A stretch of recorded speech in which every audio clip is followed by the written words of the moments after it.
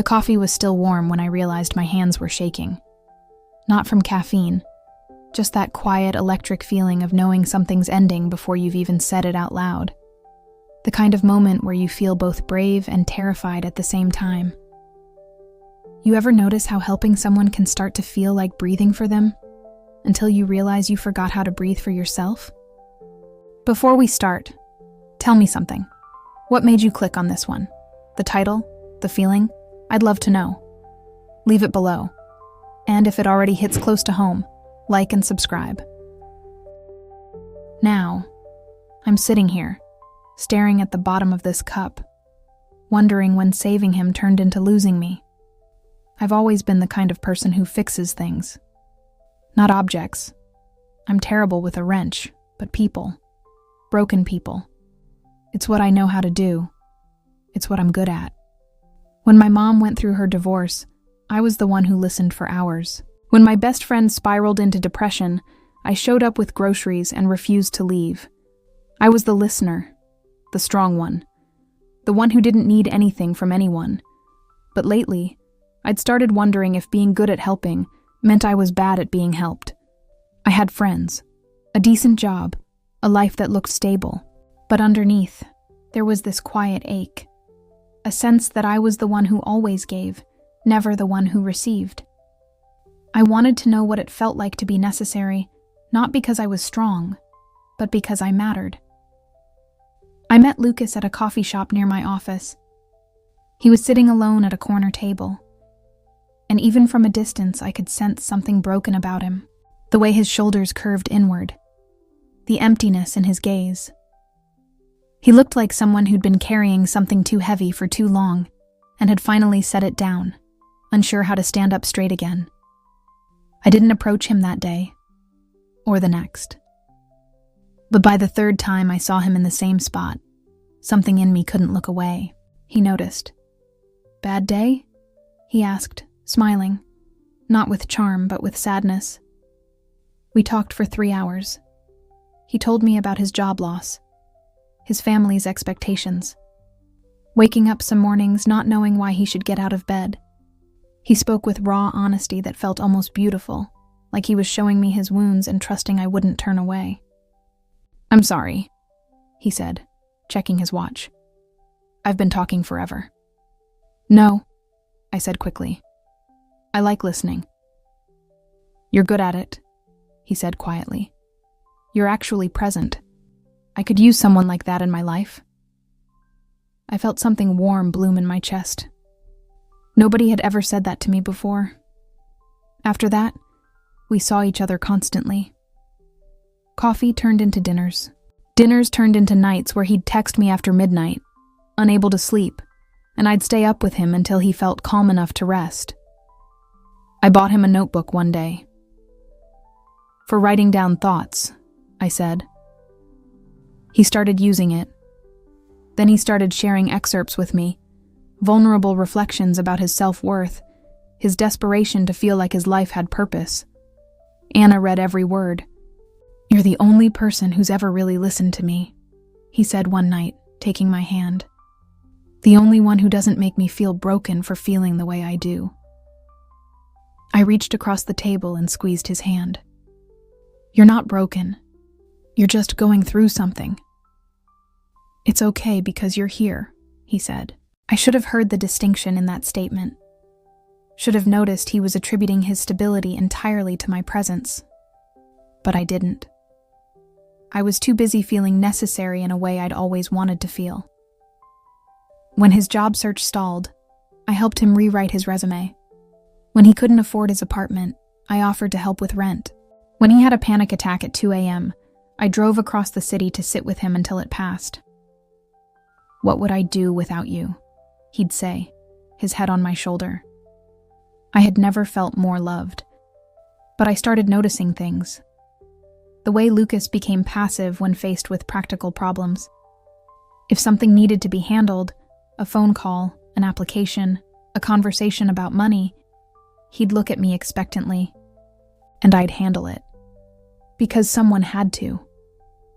The way he needed constant reassurance, every insecurity, every doubt he'd bring to me like a wound that needed tending.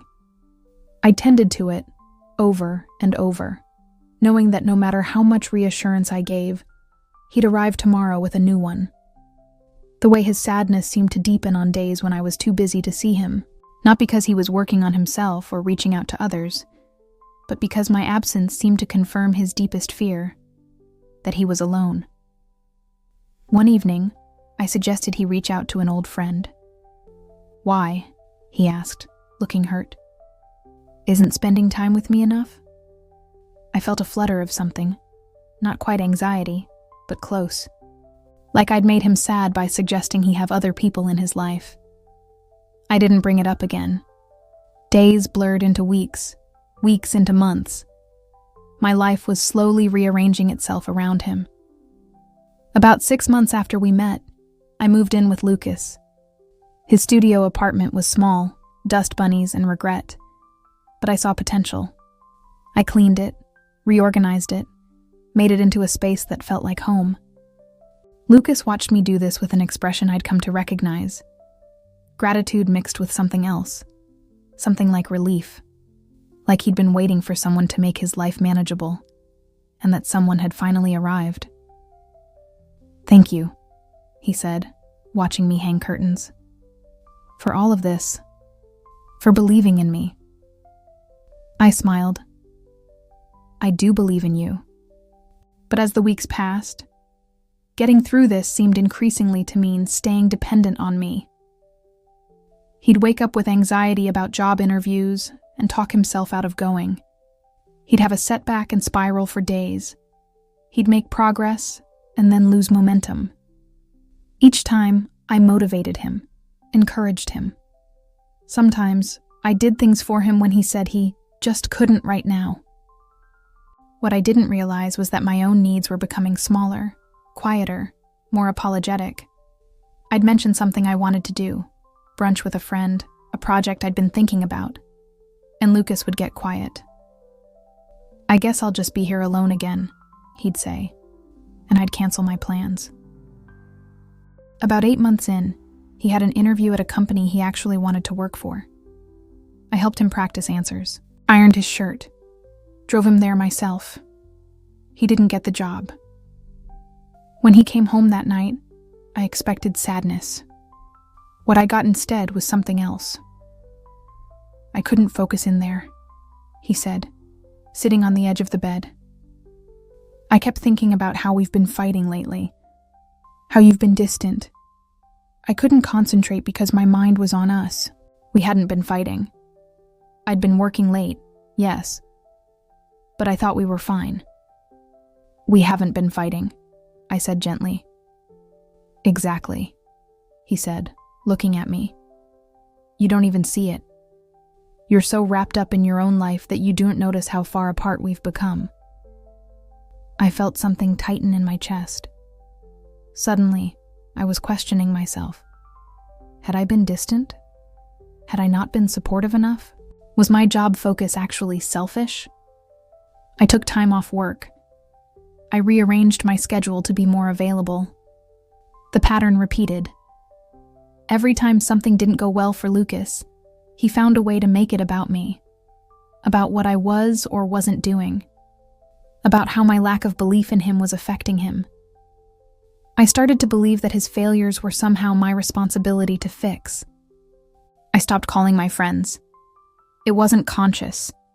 It was more that every time I mentioned wanting to see someone, Lucas would become withdrawn, quiet. "I guess you don't want to spend time with me anymore," he'd say.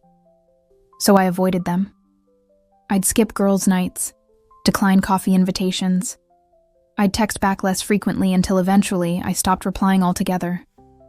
I told myself it was temporary, just until Lucas got through this rough patch. But the rough patch became the new normal. One night, I tried to set a boundary. It was small, really. I'd been working on a project for weeks that I was genuinely excited about. I'd finally finished it and wanted to show Lucas. I pulled it up on my laptop, excited. "Look at this. I finally finished it." He glanced at the screen, then looked back at his phone. "That's nice." I felt something deflate inside me. Just nice? Yeah, I mean, that's great for you, he said, still looking at his phone. I'm just dealing with some stuff right now. I immediately abandoned the project. Do you want to talk about it? Not really, he said, but you can listen if you want. So I listened.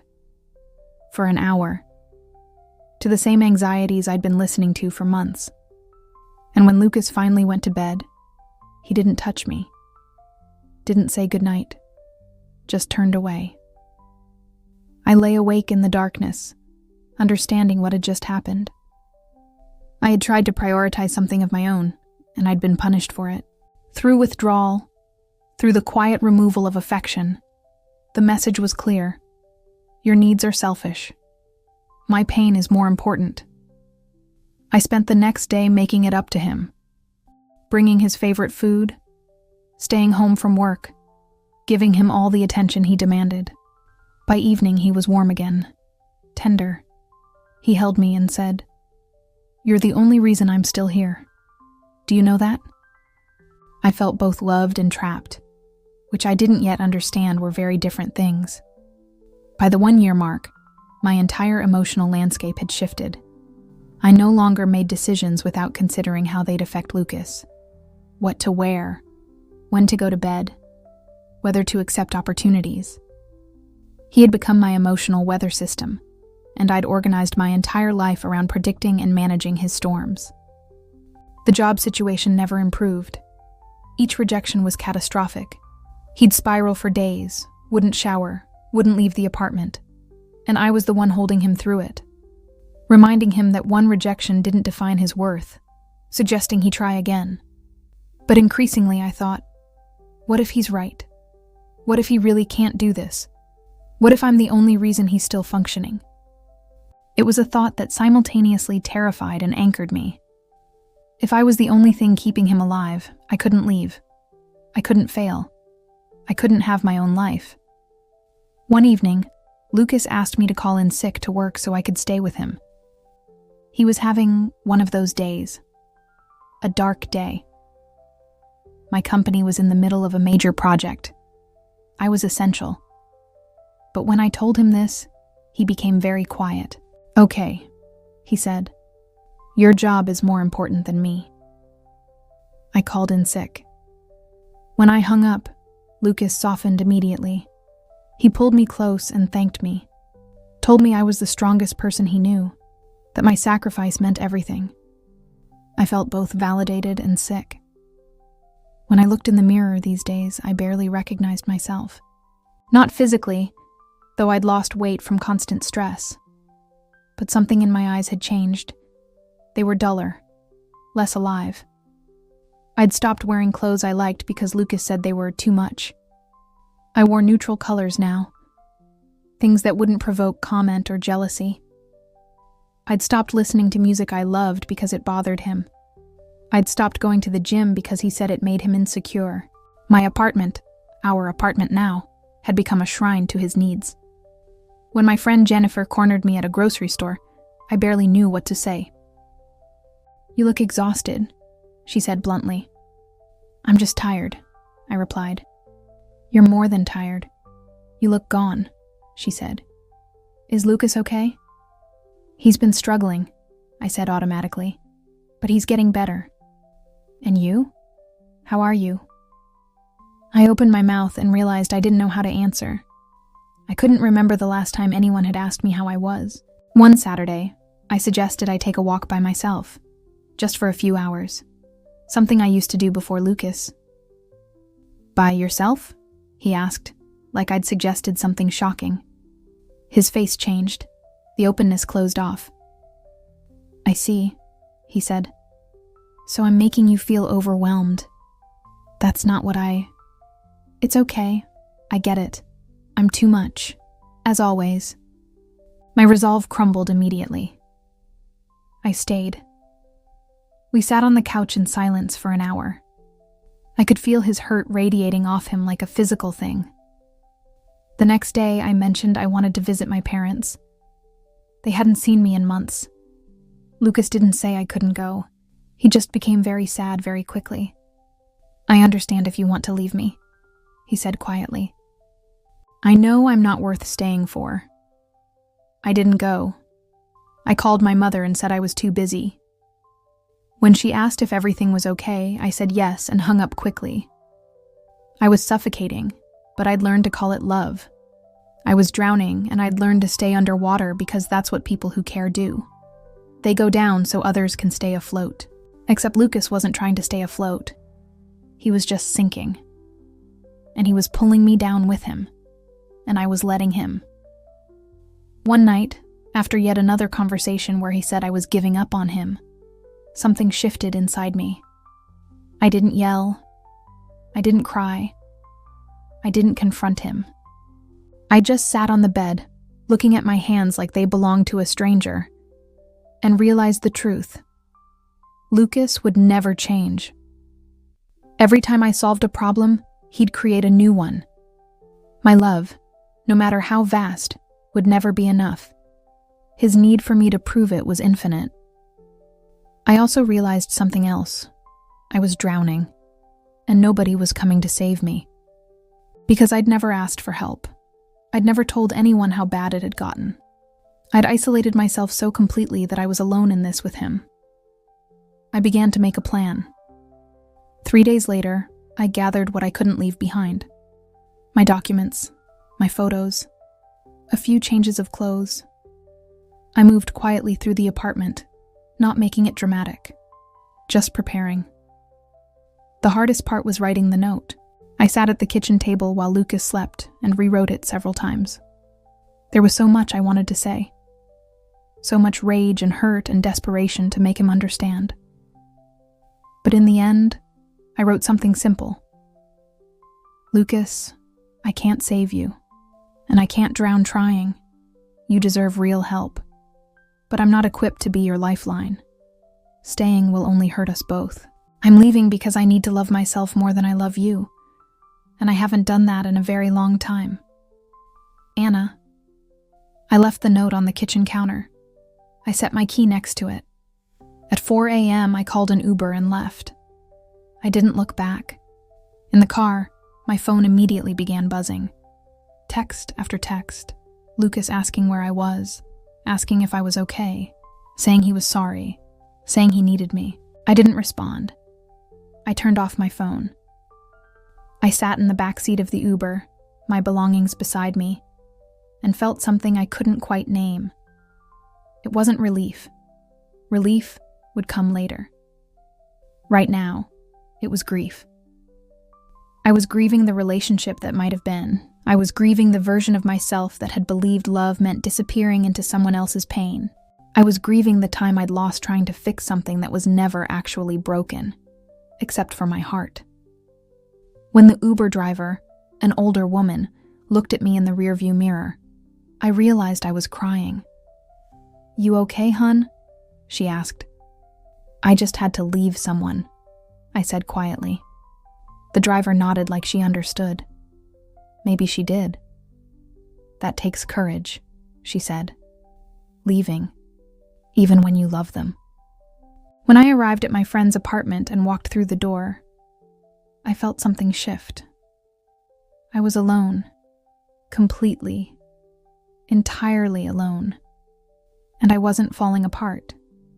In fact, as the hours passed, I began to feel something like breathing, like my lungs had finally remembered how to expand.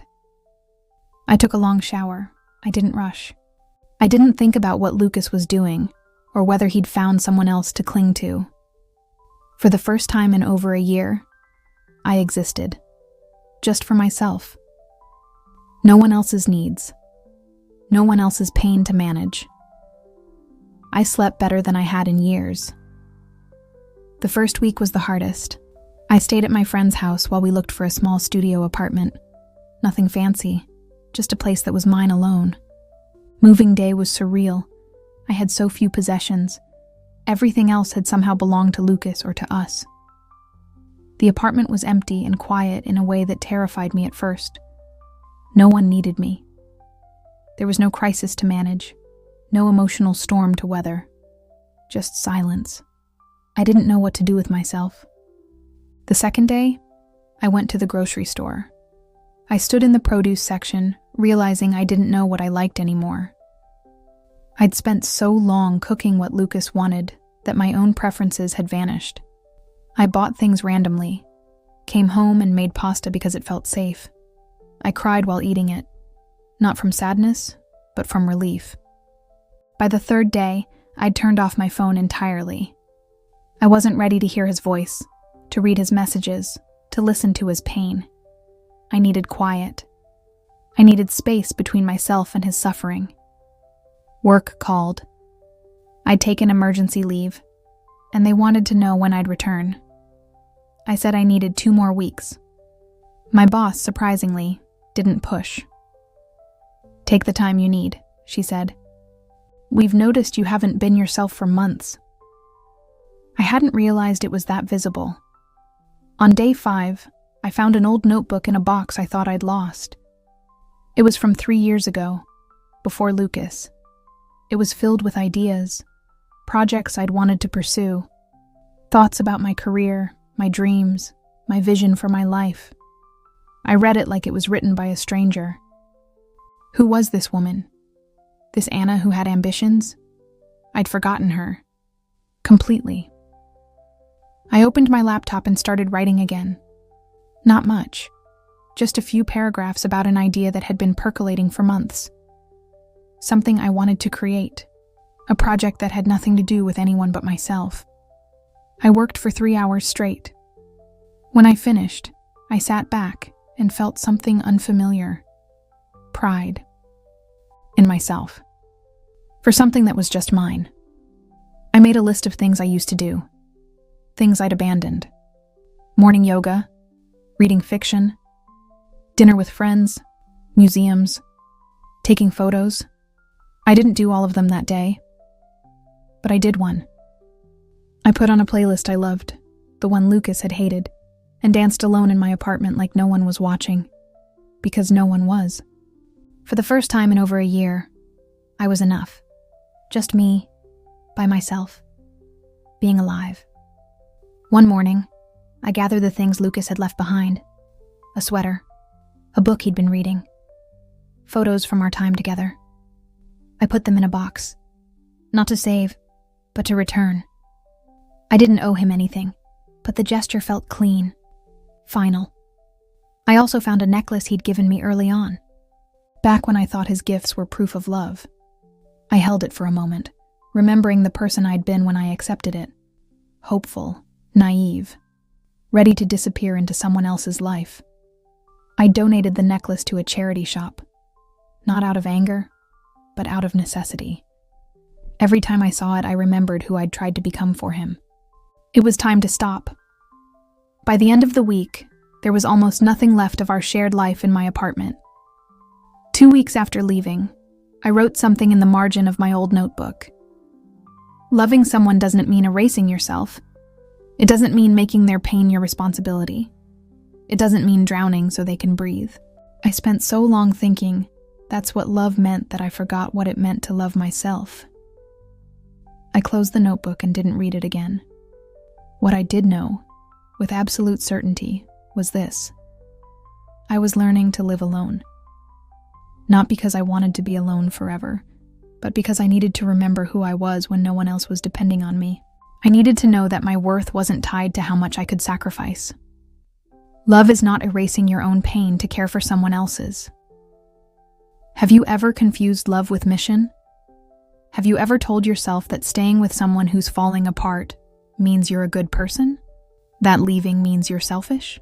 Have you ever believed that your capacity to care was the same as your capacity to save? If you've also gotten tired of saving people who never wanted to learn to swim, share this story. Share it with the person drowning in their own sadness while someone you love is drowning trying to rescue them. Share it with the woman who thinks she's responsible for her partner's mental health. Share it with the person who's forgotten that love isn't the same as sacrifice. Because here's what I learned. You can't heal someone by breaking yourself. You can't fix someone who doesn't want to be fixed. You can't love someone into wholeness. And you definitely can't drown yourself thinking that's what it means to care. The people worth loving are the ones who don't need you to disappear to make room for their healing. If you're still in that apartment, still showing up, still holding space, still drowning, know this. You're not a bad person for leaving. You're not selfish. You're not abandoning them. You're saving yourself. And that's not only okay, it's essential.